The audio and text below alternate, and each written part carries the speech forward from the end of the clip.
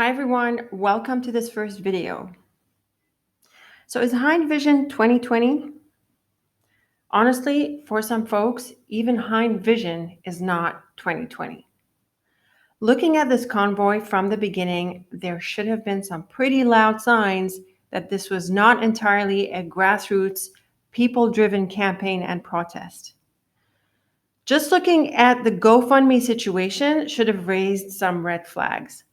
If anyone has looked at the terms of service of GoFundMe, they would know that a protest like this one could run into some problems with GoFundMe. And so it was kind of predictable that sponsoring a protest like this one would run into some trouble at some point. And then you see this money piling up. Thousands of dollars, tens of thousands of dollars, hundreds of thousands of dollars, millions. It doesn't occur to you to come up with some kind of backup plan, some other account, an alternative strategy? You didn't plan for that? Come on, this is not serious. It's not only suspicious, it's also lazy. It was really obvious that this was going to be stopped. And then with the Give, Send, Go. So they froze the GoFundMe. They were going to be able to do the same with Give, Send, Go. I personally saw that from the beginning pretty much, that they were going to seize the money and use it to pay for the expenses that the city of Ottawa incurred to deal with the protests. People in the mainstream media from the government were hinting at that. And some people thought that they couldn't block the donations. They said it would lead to lawsuits and it would take too long. And actually, some government officials and representatives said that exactly, but that was just a show. What did it take to freeze the funds? One phone call. Jim Watson, the mayor of Ottawa, called up GoFundMe and told them that the protest was associated with threats to safety and security of Ottawa residents, and so it was now in violation of GoFundMe's terms of service.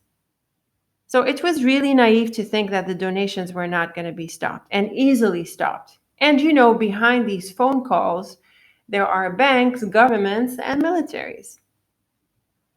Another thing that should have been a red flag is how long they allowed the protest to last. Why would they let it go on for so long? So that residents get annoyed enough that they pile up lawsuits that's grown to over 300 million? Why would they allow that to happen?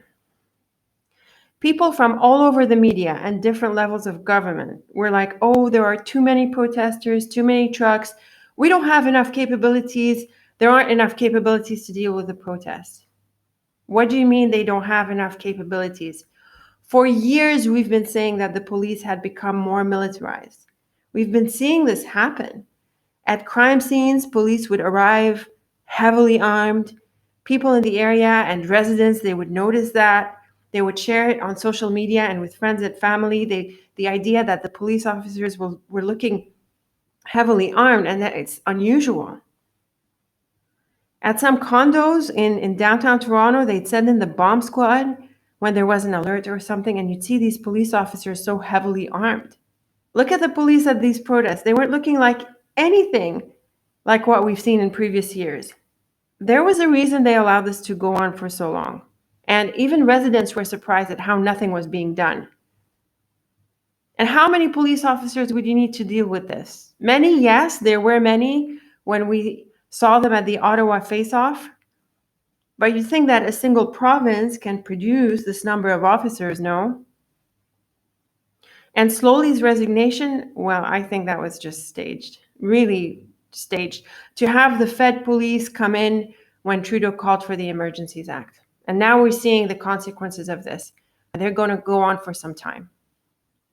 So that too was a red flag. But seriously, the biggest red flag is Trump's support for the convoy.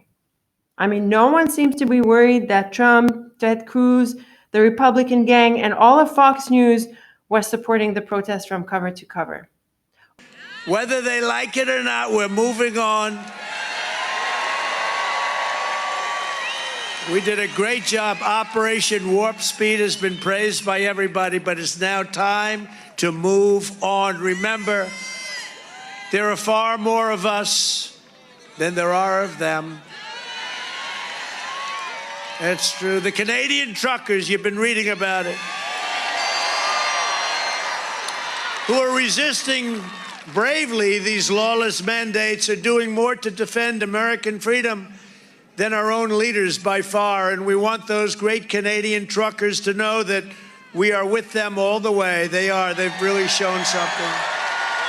Oh, yes, Trump is totally fringe. Just president of the US and millions of dollars poured into his campaign, including from Sheldon Adelson, who has now died.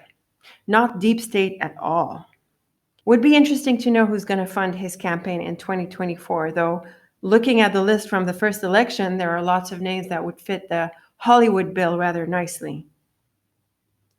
You know, Trump's election was fair, but Biden's election, that was not fair. Okay. Looks like some people didn't get the memo that in order to be anywhere up there, you need to be connected with the right people. This should have been a red flag. As soon as Trump gave his support, it should have been a red flag.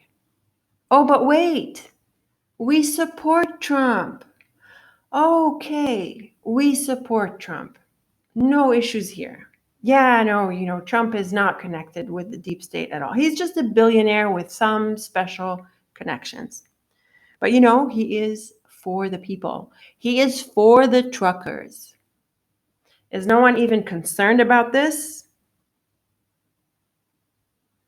We have to liberate the truckers from Canada. I say we do a full-blown invasion into Canada, make Canada part of the United States. I think everybody would agree that's the right move. You know what? I like the sound of that, and I like the look of that map. And all of those protesters who've been put at the forefront of this convoy are now at risk of losing so much because of the Emergencies Act, on top of everything they've already suffered from during Canada's merciless lockdowns over the past 2 years. And these leaders who have driven them to this, they're seriously questionable people who probably have an agenda of their own. They should be the ones who bear the brunt of this. Oh, but we support Trump. Well, maybe Trump should run for president in Canada as well. Who needs these borders after all? No need to blockade them. Just open them up and make it one country. Wouldn't it be interesting that the folks who support strong borders are the ones who, at the end of the day, help dissolve them? And I like the look of that map.